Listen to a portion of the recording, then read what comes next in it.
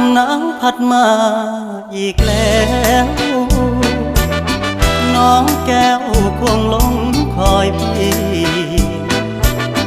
เคยสัญญาให้ไว้จะกลับไปหาคนดี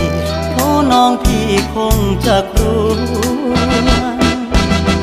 ลมหนาวพัดมาอีกคนหนาวกระมนหัวใจปวดยามหนาวมาห่างน้องเจ้าคงมองและรำครวญลมหนาวจะหวน